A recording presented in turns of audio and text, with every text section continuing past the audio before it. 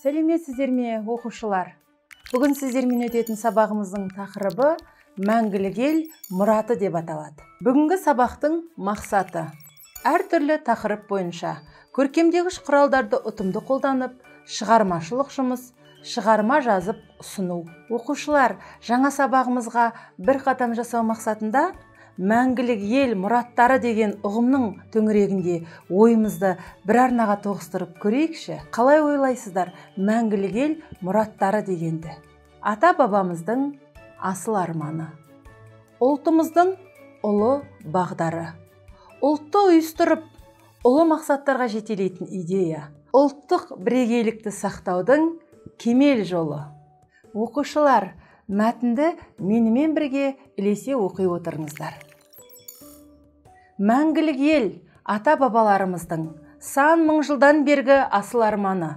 Ол арман әлем елдерімен терезесі тең қатынас құрып, әлем қатарынан ойып тұрып орын алған тәуелсіз мемлекет атану еді. Ол арман тұрмысы бақуатты, түтіні түзу ұшқан, ұрпағы ертеңіне сеніммен қарайтын бақытты ел болу еді. Біз армандарды ақиқатқа айналдырдық. Мәңгілік елдің іргетасын қаладық. Мен қоғамда қазақ елінің ұлттық идеясы қандай болуы керек деген сауал жиі талқыға түсетін көріп жүрмін. Біз үшін болашағымызға бағдар ететін, ұлтты ұйыстырып, ұлы мақсаттарға жетелейтін идея бар. Ол мәңгілік ел идеясы. Тәуелсіздікпен бірге халқымыз мәңгілік мұраттарына қол жеткізді. Біздің еліміздің жүрегі, тәуелсіздігіміздің тірегі, мәңгілік елордамызды тұрғыздық. Қазақтың мәңгілік ғұмыры, ұрпақтың мәңгілік болашағы баянды етуге арналады. Ендігі ұрпақ мәңгілік қазақтың перзенті. Ендеше қазақ елінің ұлттық идеясы мәңгілік ел. Тәуелсіздікке қол жеткізгеннен гөрі оны ұстап тұру әлде қайда қиын. Бұл әлем кеңістігінде ғұмыр кешкен талай халықтың басынан өткен тарихи шындық.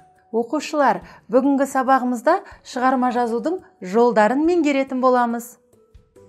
Шығарма оқушының туған халқының әдебиетінен алған білімін өз ойымен, дүниетанымдық көзқарасымен еркін ұштастыра отырып баяндайтын шығармашылық төл еңбегі.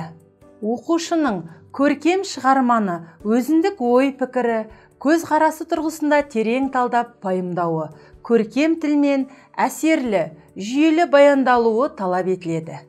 Шығарма түрлеріне келетін болсақ, олар мынандай: еркін шығарма, оқушының іс-әрекетіне байланысты шығарма, өнер саласына байланысты шығарма, сурет, фильм шығарма, оқыған, естіген әңгімелеріне байланысты шығармалар болып бөлінеді. Оқушылар, шығарма жазуға қойылатын негізгі талаптарды ұсынамын. Тақырыпты толық аша білу маңызды, артық баяндау, қажетсіз дәлелдемелер мен көп сөзділікке жол бермеу керек. Шығарманың бөлімдерінің негізгі ой арқылы шебер байланысуын ескеру керек. Барлық айтылған ойды жинақтап, тұжырымдап, тиісті қорытынды жасай білу маңызды. Шығарма жазудың талаптары мен тәртібі. Шығарманың тақырыбы тырнақшаға алынбайды. Тақырып дәйек сөз ретінде алынған жағдайда ғана тырнақшаға алынады. Жоспар 3 бөлімнен тұрады. Бірінші бөлім кіріспе, екінші негізгі бөлім, үшінші қорытынды бөлім. Оқушылар, тыңдалым мәтініндегі көркемдегіш құралдарды ұтымды қолдана отырып, шығармашылық жұмыс, шығарма жазуды ұсынамын. Терезесі тең, әлем қатарынан ойып тұрып орын алған, түтіні түзу ұшқан, болашағын баянды ету, көздің қарашығындай сақтау, іргетасын қалау. Оқушылар, бүгінгі сабағымыз осымен аяқталды. Келесі кездескенше сау саламатта болыңыздар.